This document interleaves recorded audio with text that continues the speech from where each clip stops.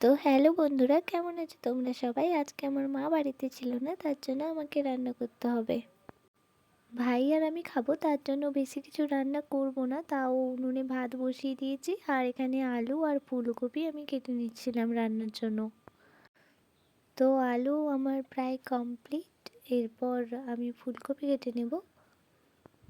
তো আমি আজকে করব ডিম ঝোল, তার সাথে ফুলকপি আর আলুকেও ফেলে দেবো একসাথে, যেহেতু একটাই তরকারি করব। তো তার জন্য ফুলকপি কেটে নিচ্ছি। ফুলকপি কাটা আমার প্রায় কমপ্লিট, পুরোটা তো আর ফোনে দেখানো সম্ভব হয় না, তার জন্য একসাথে দেখিয়ে দিলাম। তারপর শিল নোড়াতে আমি আদা আর রসুন থেতো করে নিচ্ছিলাম। এখন তো কারোর বাড়িতে শিলনোড়ার ব্যবহার প্রায় হয় না, ওই গ্রাইন্ডার মেশিনগুলো ব্যবহার করা হয়। তাও কাদের বাড়িতে শিলনোড়া ব্যবহার করে অবশ্যই জানো। আমার বাড়িতে তো এখনও শিলনোড়ার ব্যবহারই করা হয়।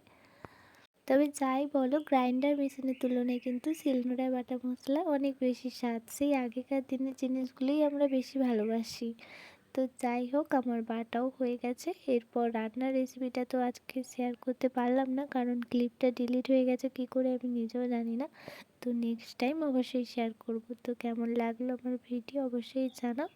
এদিকে আমার পেঁয়াজ টমাটো কাটা শেষ, ডিমও সিদ্ধ বসিয়ে দিয়েছি, শুধু রান্নার ক্লিপটাই ডিলিট হয়ে গেছে। তো টাটা, রাধে রাধে।